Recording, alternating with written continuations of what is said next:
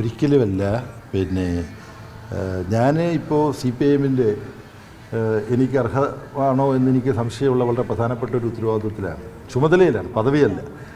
ആ ചുമതലയിൽ ഇരിക്കുമ്പോൾ ഞാൻ ഓരോ കാര്യത്തിലും കൂടുതൽ ജാഗ്രത കാണിക്കണം.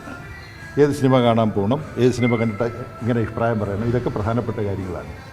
അതിൽ ചെറിയൊരു ശ്രദ്ധക്കുറവിൻ്റെ ഭാഗത്തുനിന്നുണ്ടായെന്ന് തന്നെ ഞാൻ സമ്മതിക്കുകയാണ്. എനിക്ക് സമ്മതിക്കുന്നതിന് യാതൊരു കുറച്ചിലുമില്ല.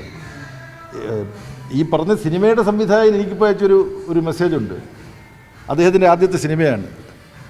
അപ്പം അദ്ദേഹം ഇത് ഞാൻ കാണണമെന്ന് അദ്ദേഹം ആവർത്തിച്ച് നിർബന്ധിക്കും. ഞാൻ ഡൽഹിയിലാണ്, എനിക്കിത് കാണാൻ പറ്റില്ല, ഇപ്പോൾ സിനിമ കാണാൻ അയ്യോ ഡൽഹിയിലുണ്ട് എന്ന് പറഞ്ഞിട്ടാണ് അവിടെ ഒരു തിയേറ്റർ, സത്യം എന്ന് പറയുന്ന തിയേറ്ററിൽ, ഇത് സത്യമാണ് കേട്ടോ, ആ തിയേറ്ററിൻ്റെ പേര് സത്യം എന്നാണ്.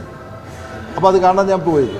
അത് കഴിഞ്ഞപ്പോൾ ഇതുപോലെ ഒരു കൂട്ടർ വന്നിട്ട് പ്രതികരണം ചോദിച്ചു. അപ്പോൾ അതിൻ്റെ ഉള്ളടക്കം നിങ്ങളത് കാണുന്നുണ്ടെങ്കിൽ നിങ്ങൾക്ക് മനസ്സിലാവും ഞാൻ പറഞ്ഞത് കറക്റ്റാണ്. ഇത് കലാപരമായി വലിയ ഔന്നത്യമുള്ളൊരു സിനിമയല്ല, എന്നാൽ ബോർ സിനിമയുമല്ല. അതിൻ്റെ ഉള്ളടക്കത്തെക്കുറിച്ച് പറഞ്ഞു. ഞാൻ ആകെ പരാമർശിച്ചത് ആ സിനിമയുടെ സംവിധായകൻ്റെ പേരാണ്. കാര്യം അയാളുടെ സ്നേഹപൂർണ്ണമായ നിർബന്ധം, അയാൾ ആദ്യമായിട്ടൊരു സിനിമ സംവിധാനം ചെയ്തിരിക്കുകയാണ്, അതിൻ്റെ അടിസ്ഥാനത്തിലാണ് ഞാൻ പോയത്. പക്ഷേ ഈ പറഞ്ഞ പോലുള്ള വിമർശനങ്ങളെല്ലാം ഉന്നയിക്കാൻ വേണമെങ്കിൽ കഴിയും. കാരണം എന്താ, ആ സിനിമയെ ഞാൻ എൻഡോസ് ചെയ്തു. അപ്പോൾ ഇന്ന ആളുള്ള സിനിമയല്ലേ നിങ്ങൾ എൻഡോസ് ചെയ്തതെന്ന് പറയാനുള്ള അവകാശം സമൂഹത്തിനുണ്ട്. അതാണ് അവർ ഉപയോഗിച്ചത്. അപ്പോൾ അത് പലതരത്തിൽ എന്നെ വിമർശിച്ചവരുണ്ട്. ആ വിമർശനങ്ങളെയൊക്കെ ഞാൻ വിനയത്തോടുകൂടി അഭിമുഖീകരിക്കുകയാണ്. ഞാൻ ഇത്തരം കാര്യങ്ങൾ കുറച്ചും കൂടെ ജാഗ്രത കാണിക്കേണ്ടതുണ്ട് എന്ന് ഒരു വ്യാഖ്യാനം ഇപ്പം നേതാക്കളെ ഇത്തരത്തിൽ ഒരു സ്പെഷ്യൽ ഷോ എന്ന രീതിയിൽ കാണിച്ചുകൊണ്ട് അവരുടെ അഭിപ്രായം രൂപീകരിച്ചുകൊണ്ട് അതിലൂടെ ഒരു സമ്മതി നേടിയെടുക്കുക, അങ്ങനെ ഒരു നീക്കം ഉണ്ടോ? അങ്ങനെ കൂടി സംശയിച്ചിട്ടാണോ? അങ്ങനെ ഒരു ചർച്ചയിലേക്ക് ഞാൻ പോകുന്നില്ല. അത് ഈ വിഷയത്തെ കൂടുതൽ വലിച്ചു നീട്ടലാണ്. ഞാനിപ്പം ഏത് സാഹചര്യത്തിലാണ് ഇത് കാണാൻ പോയതെന്നുള്ളത് വിശദീകരിച്ചു. യഥാർത്ഥത്തിൽ ഇതിനെക്കുറിച്ചുള്ള എൻ്റെ ഫേസ്ബുക്ക് പോസ്റ്റ് എല്ലാ കാര്യങ്ങളിലും വിശദീകരിക്കുന്നുണ്ട്.